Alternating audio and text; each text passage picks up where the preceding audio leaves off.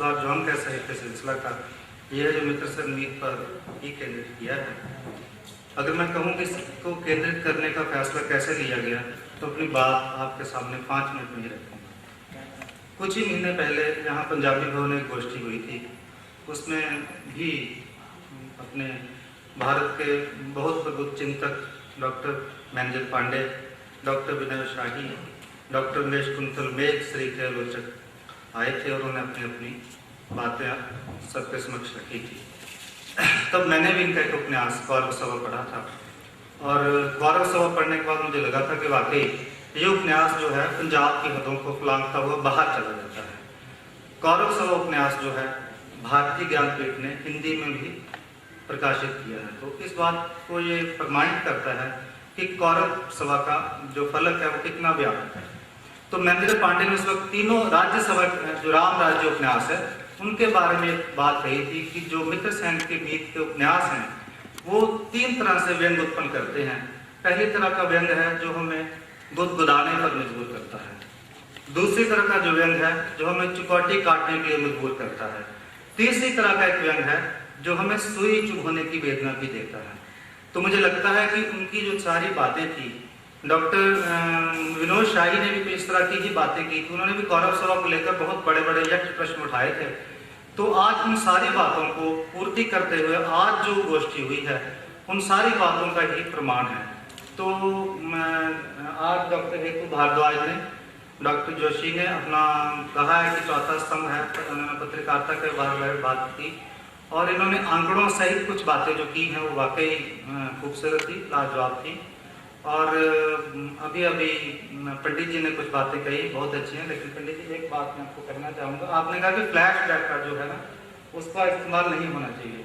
अगर हम फ्लैशबैक का इस्तेमाल, आपने ही खुद कहा था, अगर हम पुरानी संस्कृति को जिंदा रखना चाहते हैं, अगर हम पुरानी बातों को लोगों तक पहुँचाना चाहते हैं तो मुझे लगता है कि फ्लैशबैक के बिना ये बातें संभव नहीं है।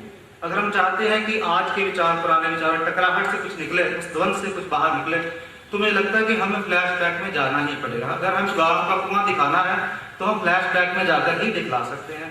और इन्हीं बातों के साथ मैं मित्र संगीत को बधाई देता हूँ और डॉक्टर शाही को बधाई देता हूँ जिन्होंने इस संगोष्ठी के लिए बहुत प्रयास किया है और प्रयास बहुत सफल रहा है। इसके लिए मैं सभी को इस बात के लिए मित्र संगीत जी को भी और आपको भी बधाई देता हूँ। धन्यवाद। संगीत के कथा संसार पर विभिन्न दृष्टिकोणों से हमारे सामने नए नए आयाम जो हैं इनकी कृतियों के खुले हैं। मैं समझता हूँ कि जब हम बात करते हैं हाशिए पर जनतंत्र और मित्रसेन मीत के उपन्यास, तो जब हम इनकी कृतियों को पढ़ते हैं कि किस प्रकार हमारे देश में अंग्रेजों ने आकर हमारी जो पारंपरिक न्याय व्यवस्था थी उसको तोड़ा, वो क्यों तोड़ा, पंचायत व्यवस्था को क्यों खत्म किया गया, क्योंकि उनका जो मूल लक्ष्य था वो ये था कि हमें अपने कानून की धाराओं में बांधना, और वो जो कानून की धाराएं जो थीं वो उपनिवेशों के लिए बनाई हुई थी। उनके अपने लोकतांत्रिक देशों में वो कानून की धाराएं नहीं हैं जो कानून की धाराएं उन्होंने हमारे लिए बनाई, क्योंकि उनका जो मकसद था वो बुनियादी तौर पर ऐसी कानून व्यवस्था, ऐसी न्याय व्यवस्था को स्थापित करना था, एक ऐसे औपनिवेशिक तंत्र को स्थापित करना था जिस औपनिवेशिक तंत्र को के माध्यम से हम पूरी की पूरी इस देश की जनता को किस प्रकार हम नियंत्रित कर सके, जिसके बारे में मिशेल फूको जो है अपनी बहुत महत्वपूर्ण किताब है उसके डिसिप्लिन एंड पनिशमेंट, अनुशासित करो और सजा दो का सिद्धांत, यानी किस प्रकार जो सत्ता के ये जो संस्थान हैं ये किस प्रकार चीजों को इंस्टीट्यूशनलाइज करते हैं और उन संस्थानों को संस्थागत रूप में कानून तंत्र के माध्यम से और इन सारी की सारी कानून की पेचीदगियों के माध्यम से, कानून की धाराओं के माध्यम से किस प्रकार हमारी देह को नियंत्रित किया जाता है। अब जैसे इनके उपन्यास के अंदर एक बड़ा महत्वपूर्ण जो है वो कैरेक्टर है वो हाकिम है। जब वो उसको जेल होती है पत्नी की हत्या के आरोप में, हालांकि उसने अपनी पत्नी की हत्या नहीं की थी, वो हत्यारा नहीं था, पत्नी ने अपने मध्यवर्गीय दबावों के कारण या पिता की इच्छाओं के कारण उसको आत्महत्या करनी पड़ी। लेकिन जो हाकिम है उसको जेल होती है। जब वो जेल में एंट्री करता है तो उसके थैले में से एक जो है उसका जो दस्तावेज है वो जब्त कर दिए जाते हैं और उससे पूछा जाता है कि ये जो जेल मैनुअल है ये क्या है। अब जो सुधार घर है और सुधार घर में जो जेल मैनुअल है वो बुनियादी तौर पर कैदियों के जो अधिकार हैं उन अधिकारों का एक दस्तावेज है। लेकिन उसके अंदर जो जेल के अंदर जो बैठा हुआ जो मुंशी है वो उसको कहता है कि ये जो जेल मैनुअल अपने साथ तुम लेकर आए हो इसकी तो मैंने पिछले 30 साल से कभी दर्शन तक नहीं किए। तो ये सब चीजें क्या हैं? यानी हमारी पूरी की पूरी लोकतांत्रिक व्यवस्था के ऊपर एक सवाल खड़ा करती हैं कि किस प्रकार इस देश में एक अजीबोगरीब किस्म का जो परजीवी वर्ग पैदा हुआ, परजीवी मध्यवर्ग पैदा हुआ। आजादी से पहले हमारे पास इस प्रकार का मध्यवर्ग नहीं था। आजादी से पहले हमारे मध्यवर्ग की एक बहुत बड़ी प्रगतिशील भूमिका थी। लेकिन ऐसा क्या हुआ कि आजादी के बाद इस तरह के जो है संस्थान जो हमें अंग्रेजों ने दिए, जो ढांचा हमें औपनिवेशिक ढांचा जो हमें अंग्रेजों ने दिया, चाहे वो कानून व्यवस्था का था, चाहे वो न्याय व्यवस्था का था और चाहे वो जेलों का प्रबंध सिस्टम था, उस ढांचे को हम लोगों ने उसी तरह से अपना लिया और वो सारे के सारे जो सिद्धांत जो थे हम लोगों ने उसी तरह से उनको लागू करना शुरू कर दिया। और हमारे देश के अंदर एक ऐसा परजीवी वर्ग पैदा हुआ, एक ऐसा परजीवी पैरासाइट क्लास पैदा हुई जिस पैरासाइट क्लास के सारे जो प्रतीक हैं वो राम राज्य में आप लोगों को दिखाई देंगे। चाहे वो वकील हैं, चाहे वो पुलिसिये हैं, चाहे वो हवलदार हैं, चाहे वो जेल अधिकारी हैं, चाहे वो जेल का डॉक्टर है जो जैन नामक ठेकेदार को जो उसको जेल होती है उसको तमाम सुविधाएं जो है वो उपलब्ध कराता है, उसके लिए विस्की का प्रबंध करता है, उसको खाने पीने का सारा प्रबंध करता है। तो और हाकिम जब जो है वो अपना जेल मैनुअल लेकर उसके अंदर एंटर करता है तो उसको कहते हैं कि ये जो जेल मैनुअल अपने साथ लेकर आया है ये एक बहुत खतरनाक किस्म की चीज है।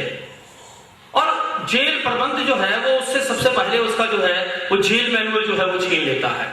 यानी हमारी आजादी के अधिकार के ऊपर जो जो जो पहला जो आघात है वो ये है। और आज हम ये चीज महसूस कर रहे हैं कि जनतंत्र के नाम पर आज हमारी अभिव्यक्ति की आजादी छीनी जा रही है। लेखकों और कलाकारों को किस प्रकार अपमानित किया जा रहा है।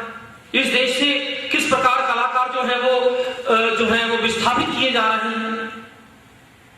और ये सारी की सारी चीजें इस बात की पुष्टि करती हैं कि जनतंत्र सही अर्थों में हम लोगों ने हाशिए पर पहुंचा दिया है। और अगर जनतंत्र हाशिए पर पहुंचेगा तो फिर हमारी समाज की स्थिति जो है वो क्या होगी।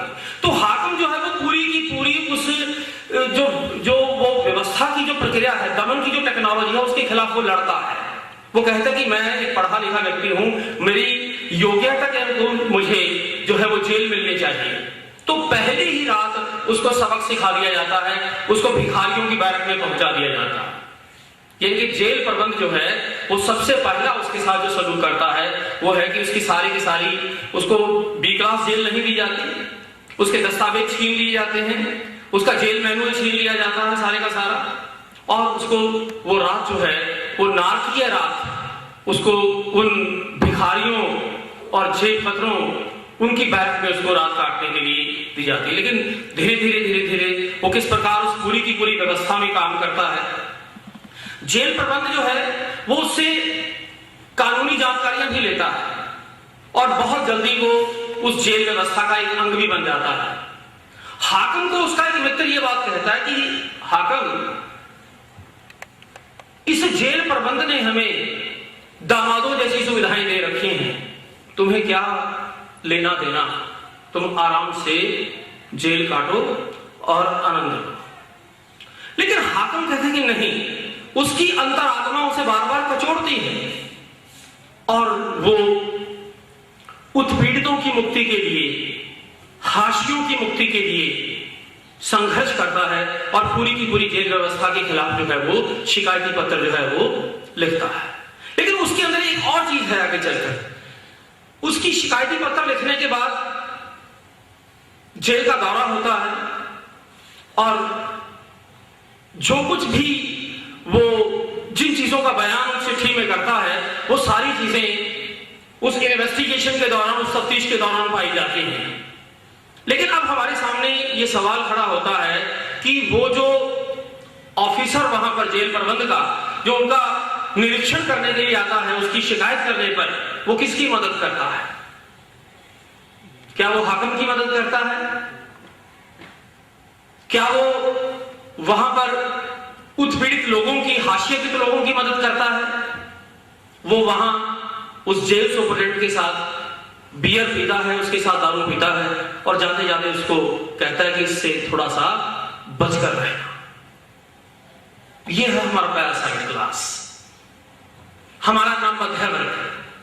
हमारे नाम मध्य वर्ग की नव औपनिवेशिक सोच, जिस नव औपनिवेशिक सोच के ऊपर बार बार मित्रसेन मीत जो है वो अपने प्रयासों के माध्यम से प्रहार करते हैं और हमारे सामने ये सवाल खड़ा करते हैं कि क्या इसी प्रकार हमारा जो मध्य वर्ग है या हमारा जो नव मध्य वर्ग है वो इसी प्रकार इस नव औपनिवेशवाद का शिकार हो जाएगा? इस जनतंत्र को हाशिए पर किसने पहुंचाया है? सवाल तो ये है। जब हमारे देश के जो बुद्धिजीवी लोग हैं, जब हमारे देश का जो मध्य वर्ग है या जब हमारे देश का जो नव मध्य वर्ग है, जब इस प्रकार नव औपनिवेशिक सोच का शिकार हो जाएगा तो फिर इन लोकतंत्र विरोधी शक्तियों के साथ फिर संघर्ष कौन करेगा? फिर हमारे पास रास्ता क्या बचेगा? ये सवाल, ये उपन्यास हमारे सामने ऐसे अनेक सवाल खड़े करता है कि इसमें हमारी भूमिका क्या हो सकती है, इसमें बुद्धिजीवियों की क्या भूमिका है, इसमें एक्टिविस्टों की क्या भूमिका है, इसमें ट्रेड यूनियंस की क्या भूमिका है, इसमें प्रगतिशील संगठनों की क्या भूमिका है। और पूरे के पूरे उपन्यास में मीता की रिहाई के लिए लेखक ने जन संगठनों की ओर भी इशारा किया है, प्रगतिशील मंचों की ओर भी इशारा किया है और वो तमाम लोग वो कौन है, हाकिम कौन है, उसकी विचारधारा क्या है। अगर हम पूरे के पूरे उस नॉवल को देखें तो उसके अंदर हाकिम जो है मुझे लगता है कि बहुत ही मजबूत करैक्टर है, जो उस पूरे के पूरे तंत्र के साथ भिड़ता है, लड़ता है, टूटता है बार बार और उसकी देह को टॉर्चर किया जाता है और उसको शहकीर जो है बहुत बड़े बड़े जो है शहकीर ढोने का काम लगा दिया जाता है और अंततः वो उसको बिल्कुल मरने की स्थिति में पहुंचा दिया जाता है। तो ये है व्यवस्था तंत्र की भयावहता। तो मैं समझता हूं कि मित्रसेन मीत के ये जो तीनों उपन्यास हैं, ये तीनों उपन्यास सत्ता के जो उत्तर औपनिवेशिक रूप हैं, सत्ता के जो संस्थान हैं, उन संस्थानों की जो व्यवस्था है कि संस्थान काम कैसे करते हैं, हमारा कानून काम कैसे करता है, वहां पर किस प्रकार दमन की टेक्नोलॉजी काम करती है। और दमन की टेक्नोलॉजी का काम यही है कि हमारी देह को अनुशासित करो और आज्ञाकार देह का निर्माण करो। और जब तक जो हाकिम है वो आज्ञाकार देह का प्रतीक बना रहता है तब तक वो सिस्टम में बहुत ठीक ठाक चलता है। लेकिन जब वो आज्ञाकार देह बनने से इनकार करता है, प्रतिरोध का रास्ता अपनाता है, विरोध का रास्ता अपनाता है और सिस्टम के खिलाफ लड़ने के लिए इस प्रकार की तैयारी करता है, जिस पूरी की पूरी तैयारी में से लेखक ने उसको बाहर निकालने की कोशिश की है या इस सिस्टम के खिलाफ लड़ने का जो हमें एक रास्ता दिया है, वो रास्ता कितना खतरनाक है, वो कितना खूंखार है। सत्ता हमें किस तरह से यातनाएं देती है, सत्ता हमें किस तरह से बांधती है, सत्ता हमारी देह को किस तरह से टॉर्चर करती है, किस तरह से कुचलती है, सत्ता हमें किस तरह से नियंत्रित करती है, कंट्रोल करती है, सत्ता हमें किस तरह से अनुकूलित करती है और सत्ता हमें किस तरह से अनुशासित करती है। लेकिन सवाल यह है कि फूको ने जो दमन चक्र की टेक्नोलॉजी का ये पूरे का पूरा जो पैनोप्टिक प्रिंसिपल हमारे सामने खड़ा किया है, अगर हम उस चीज को देखें तो मुझे लगता है कि राम राज्य के अंदर वो पूरी की पूरी जो सत्ता विमर्श के जो खतरनाक और खौफनाक रूप हैं, उसके अंदर पैनोप्टिक प्रिंसिपल का एक रूप है। फूको ने दिखाया हुआ कि पेड़ है वो टेढ़ा मेढ़ा है और उसको बहुत मजबूत लोहे की छड़ों से, रस्सियों से कसकर बांधा हुआ है। ये बेंथम की एक कला। धन्यवाद।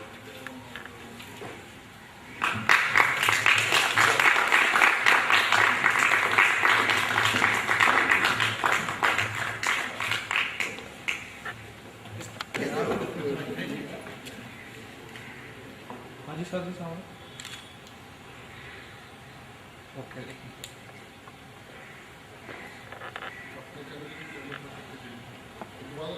जी हो जाए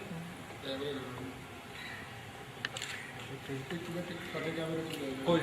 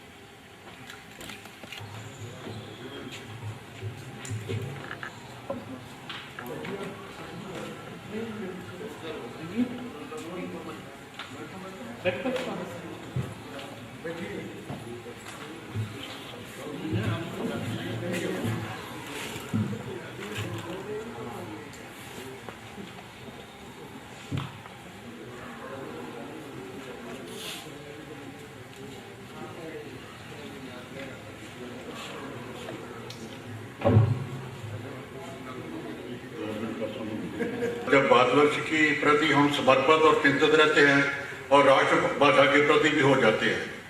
पुराने समय से पंजाब का हिंदी साहित्य के प्रति योगदान बहुत ही महत्वपूर्ण रहा है। हम ध्यान करें श्री चंद्रदास शर्मा गोलेरी, उसने कहा था से हिंदी वास्तविक साहित्य को एक खास निधि प्राप्त हुई थी। उपरांत यशपाल जी और उससे भी पहले अगर हम चंद्रकांता देखें, श्री खत्री जी, वो भी पंजाब से ही थे। और मुझे कभी कभी चिंता हो जाती थी क्या ये परंपरा टूट जाएगी। मुझे खुशी है कि ये परंपरा टूटी नहीं। खत्री जी की, चंद्रदास शर्मा गुलेरी जी की, यशपाल जी की और मोहन राकेश की, इन सभी साहित्यकारों की परंपरा को कायम हमारे प्रिय मित्रों, आइए मीत बने। मित्र और मीत का जो रिश्ता इस नाम में है, मैं उस तरफ आपका ध्यान आकर्षित करना चाहता हूं। घर वालों ने मित्र नाम रख दिया होगा, उन्हें मुक्तिबोध के मित्र का शायद पता न हो। फिर मुक्तिबोध ने मित्र पर क्या जिम्मेदारियां डाल रखी हैं। फिर उन्होंने शायद स्वयं चुनकर अपना नाम मीत रखा होगा, है ना यही बात? बड़ी जिम्मेदारी ओढ़ ली आपने। बड़ा मुश्किल है मीत बनना। जब आप का पहली बार मैंने नाम सुना तो एक फिल्म का गीत याद आया, आ लौट के आजा मेरे मीत, तुझे मेरे गीत बुलाते। जिस आदमी ने अपना नाम मीत रखा हो उसे गीत बुलाएंगे ही। और आज सारी दुनिया के जितने भी उत्पीड़ित, दलित, प्रताड़ित लोग हैं, वह एक स्वर से यही गीत गा रहे हैं, आओ मीत बन जाए। जब कोई मुझसे पूछता है इनकलाब किस लिए, मुझे बड़ी बड़ी बातें नहीं आती। मैं उनसे महज यही कहता हूं, इसलिए कि इनकलाब के पहले की व्यवस्था हमें मीत नहीं बनने देती। तो इस गोष्ठी में इस बहाने भी आना हुआ। पहले तो मैं ये जान लूं कि मुझे कितना समय नहीं, इतना तो नहीं। फिर मुझे आप टमाटर बहरहाल मैं आधा पौन घंटा तो लूंगा ही, जबरदस्ती भी। तो मैं आपसे ये कहना चाह रहा हूं, जब मैं आया तो बहुत गर्माहट के साथ मेरी मुझसे बात हुई आयुष्मान की, और जब मैं जाने लगा तो सड़क की बाईं तरफ मैं था और सड़क की दाईं ओर वो थे, और आखिर में सलाम दुआ भी नहीं हुई। तो मैं डरा हुआ हूं कि आज भी कहीं ये नौबत ना आए, लेकिन मुझे पता है कि ये गोष्ठी, तो फिर क्या बोलूं, सारी बातें तो बोली जा चुकी। तो आयोजकों की लाज कैसे रखी जाए, अध्यक्ष बना दिया उन्होंने, कुछ तो कहना ही पड़ेगा जो महत्वपूर्ण हो, तभी तो उनका अध्यक्ष बनाना मुनासिब माना जाएगा। कोशिश करता हूं, और कोशिश करने में मैं अपनी उस आकांक्षा के पूरा होने से अपनी बात शुरू करूंगा कि मैंने आज से 3-4 साल 5 साल पहले विनोद शाही को जाना, और जब जाना तो ऐसा लगा कि अब तक क्यों नहीं जाना, क्योंकि मैं समझता हूं कि हिंदी साहित्य का सबसे कमजोर पक्ष है मौलिक चिंतन का अभाव। और जब विनोद शाही को मैंने पढ़ा तो यूरेका कहने का मन किया, आर्किमिडीज की तरह सड़कों पर उछलते हुए यूरेका यूरेका कहने का मन किया कि चलो एक मौलिक चिंतक मिला। और जयशंकर प्रसाद पर जब इनकी किताब पढ़ी, जयशंकर प्रसाद जिसे निराला के बरक्स रखकर प्रायः कद जिसका छोटा कर दिया जाता है, उस प्रसाद की व्याख्या, रामायण की व्याख्या और क्या क्या, तो मैंने पढ़ा बहुत था, सुना नहीं था। आज जब सुना तो लगा कि ऐसी गोष्ठियों में ऐसे ही बीज वक्तव्य दिए जाने चाहिए, जैसे इतना सारभूत, इतना गंभीर और दार्शनिक वक्तव्य फिर भी सुगम, मैं समझता हूं इस हॉल में बैठे हुए हर आदमी ने विस्तार में भले ही न समझा हो, लेकिन मर्म समझ लिया कि वो कहना क्या चाहे। मैं गौरवान्वित हुआ इस बात से कि मैं उनको अपना मित्र कह सकता हूं। और हिंदी से उस वक्त मेरा साबका पड़ा था, आपको पता ही होगा कि मैं इतिहास का विद्यार्थी हूं और हिंदी में तो घुसपैठ ही करता रहता हूं। तो जब पहली बार मैंने मुक्तिबोध का कामायनी एक पुनर्विचार पढ़ा था, तो एक हौसला बना था कि हिंदी में भी कुछ लिखा जाए। और अब मैं बहुत आश्वस्त हूं हिंदी को लेकर। हिंदी की तमाम दुर्दशा के बावजूद हिंदी का ही ओढ़ता बिछाता हूं, हिंदी को ही। इसलिए विनोद शाही के बाद मुझे लगता है कि हिंदी आश्वस्त हो सकती है, वह सही रास्ते पर चल रही है। लेकिन ये सवाल हिंदी का ही नहीं, विनोद शाही इस देश की वैचारिकी में मौलिक हस्तक्षेप कर रहे हैं। और यूरोप में डेमोक्रेसी की, वह किस लिए? क्योंकि ब्रिटेन के शासकों को लगा कि कुछ सामंतों का साथ अगर हमें नहीं लिया गया तो हमारा राज करना मुश्किल होगा। उन्होंने चार्टर को ग्रांट कर दिया और एक प्रकार से वह मैग्ना कार्टा हो गया। और तब से लेकर आप देखिए, जो ग्लोरियस रिवॉल्यूशन कहलाता है 1688 का, वह रिवॉल्यूशन एक समझौता था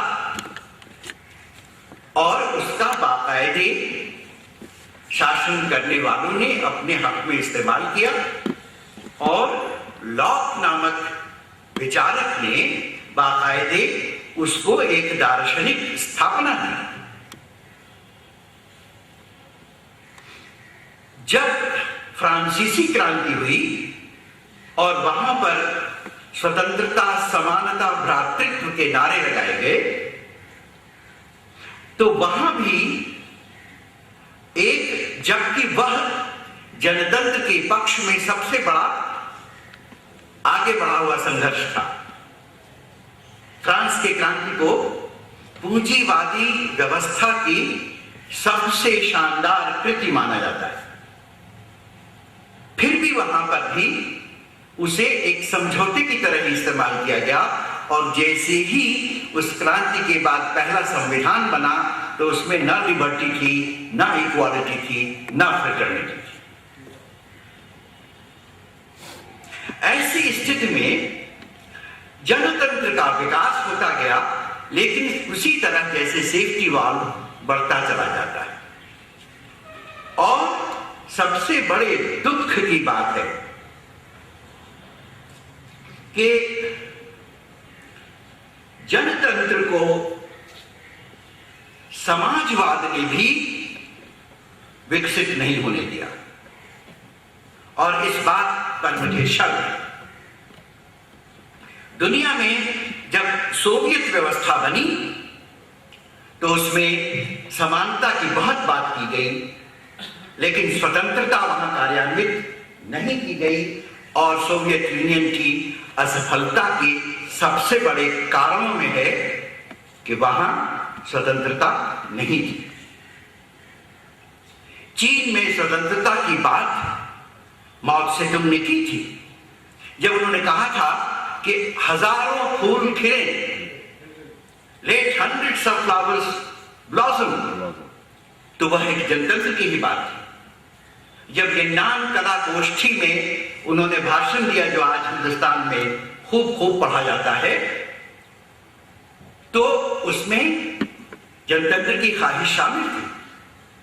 जब बॉम्बार्ड द हेडक्वार्टर की बात की गई और ग्रेट प्रोलेटेरियन कल्चरल रिवॉल्यूशन वहां जिसे कहा जाता है वो शुरू हुआ, तो इसीलिए क्योंकि हेडक्वार्टर अनडेमोक्रेटिक हो गया था। तो लेकिन आप जानते हैं कि वहां भी जनतंत्र पनपा नहीं और स्वतंत्रता, समानता दोनों एक ही सिक्के के दो पहलू हैं। बिना स्वतंत्रता के समानता का कोई अर्थ नहीं होता और बिना समानता के स्वतंत्रता का भी कोई अर्थ नहीं होता। इसीलिए दुनिया में न तो बूर्जुआ डेमोक्रेसी पनप पाई, क्योंकि वहां समता नहीं थी, स्वतंत्रता की बातें थी जो खोखली हो गई, और जिन देशों में समाजवाद की बात की गई वहां समता की बात तो की गई लेकिन स्वतंत्रता नहीं दी गई, इसलिए वहां समता भी खोखली हो गई। तो इसलिए दोस्तों, जनतंत्र तो कहीं भी आया ही नहीं और वही तो लड़ाई है, एक जनतंत्र लाने की लड़ाई। जब मैं ये कह रहा हूं तो याद रखिए, अब तक जनतंत्र के नाम पर जो भी थोड़ी बहुत उपलब्धियां हैं उनको मैं नकार नहीं रहा। मैं केवल कहना ये चाह रहा हूं कि इस जनतंत्र को शासकों ने जैसे टैक्टिक्स की तरह इस्तेमाल किया है, सेफ्टी वाल्व की तरह इस्तेमाल किया है, वैसे ही इस जनतंत्र के विरोधियों को इस जनतंत्र को टैक्टिक्स की तरह इस्तेमाल करना चाहिए। और यह बात मेरी क्या अथॉरिटी है, मैं लेनिन की अथॉरिटी से कह रहा हूं, जिस लेनिन को हम सब मानते हैं, जो वहां की ड्यूमा को सुअर बाड़ा कहते थे, वही यह भी कहते थे कि इसका हमें समय समय पर इस्तेमाल भी करना चाहिए। बहरहाल ये दूसरी बहस है, उस बहस को मैं यहां नहीं मैं कहना ये चाहता हूं कि नैसर्गिक जनतंत्र कैसा होगा। नेचुरल, अभी जोशी जी ने बात की थी आदमी के विविध रूपों की, और सिटीजन मैन की बात की थी। जो सिटीजन मैन भी नहीं रह गया, तो वो कंज्यूमर मैन हो गया है। सिटीजन मैन के भी कुछ अधिकार होते हैं। कंज्यूमर मैन तो पूरी तरह दास व्यक्ति होता है। मैं नेचुरल मैन की बात कर रहा हूं, जो गुफाओं से निकलकर आज खलाओं में घूम रहा है। उस मैन के नैसर्गिक विकास की बात कर रहा हूं।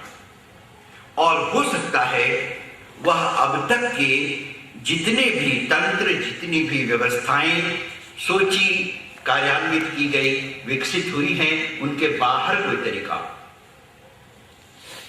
जब भी हम इसी दायरे में रखकर सोचेंगे, तभी कहीं न कहीं जाकर यह दायरा हमें गिरफ्तार करेगा। और इस दायरे को नकारने की बात मैं नहीं कर रहा। इस दायरे में हमारी बहुत बड़ी बड़ी उपलब्धियां हैं, लेकिन जरूरत पड़ने पर इस दायरे को लांघ जाने की भी बात है। सभ्यता और संस्कृति की यात्रा में कोई लक्ष्मण रेखा नहीं होती। सभ्यता और संस्कृति साहस ही नहीं, फ्रांसीसी क्रांति के एक प्रवक्ता ने कहा था, ऑडेसिटी, ऑडेसिटी, येट मोर ऑडेसिटी। दुस्साहस की जरूरत होती है क्रांतिकारी समयों में। साहस से भी काम नहीं चलता। आज दुनिया के सामने दुस्साहस करने की जरूरत है, और वह दुस्साहस है अब तक की सारी सीमाओं को तोड़ देने की भी बात, एकदम से नई बात सोचने की बात। तो मित्रों, जनतंत्र की परिधि के संबंध में मां जैसे पात्र हिंदुस्तान में भी बहुत है, लेकिन टॉल्स्टॉय नहीं है, गोर्की नहीं है। वरना भारतीय समाज जितना जटिल है, क्या रूस का समाज था वैसा? भारतीय समाज के चरित्रों में जितनी परतें हैं, जितनी गहराई है, जितनी गहनता है, वह रूस के समाज में वैसा पात्र तो होगा ही नहीं। लेकिन लिखने वाले कहां हैं? बड़ी अदब के साथ मैं कहता हूं, प्रेमचंद के उपन्यास भी इस मामले में छोटे हैं विश्व साहित्य के स्तर पर रखने पर। प्रेमचंद के किस उपन्यास को वॉर एंड पीस के बगल में रखेंगे, एना कारेनिना के बगल में रखेंगे? इसलिए जो पात्र आए हैं इन तीनों उपन्यासों में, उससे वही पात्र या बहुत सारे दूसरे पात्र जिन्हें आप जानते होंगे, वह अपनी तमाम परतों के साथ आए, अपने परिवेश की तमाम जो गुत्थियां हैं उनको लेकर आए, अपने तमाम अंतर मंथन के साथ भी आए। जब हम सोचते होते हैं तो हम क्या सोचे यह भी सोचते होते हैं, और लेखक वह जो हमारे कॉन्शियस, अनकॉन्शियस, सबकॉन्शियस, हमारी आकांक्षाओं, महत्वाकांक्षाओं सबको समेट सके, उसका संश्लिष्ट चित्रण कर सके, तब जाकर वह हमें भी वह दिखा पाता है जो हम हैं लेकिन नहीं जानते कि हैं। ऐसे में मित्रों, हिंदी साहित्य से, मीत से, और छोटा मोटा लेखक मैं भी हूं, इसलिए अपने से भी मैं उम्मीद करूंगा कि हम समकालीन लिखें, आज की जरूरत के मुताबिक लिखें। और प्रेमचंद ही चाहता था कि साहित्य मशाल बने। आइए हम सब मिलकर मशाल बने। धन्यवाद। इन्होंने सारे उपन्यास को गहराई से पढ़ा, मंथन किया। बहुत सी बातें फोन पर भी होती रही हैं, यहाँ भी हुई हैं, इसीलिए मैं तो ये मान के चलता हूँ कि ये विद्वान लोग हमें राह दिखाने के लिए होते हैं। जो भी इन्होंने उत्साहित किया है मुझे, वो मुझे और लिखने के लिए प्रेरित करेगा। और जो वर्मा जी ने गाइडलाइंस दिए हैं वो भी एक चैनल बना रहा है मेरे लिए। उससे सीख कर मैं इनसे वादा करता हूँ कि अगली रचना आगे का ही कदम होगी। धन्यवाद।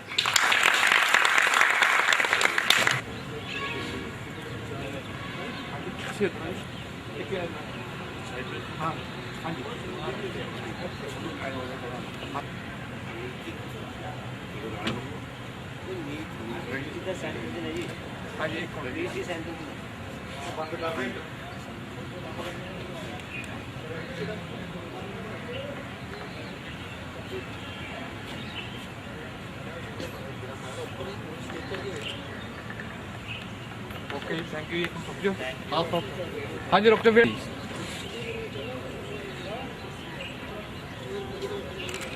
हाँ जी वेट। हाँ जी एक मिनट वेट। हाँ जी देखिए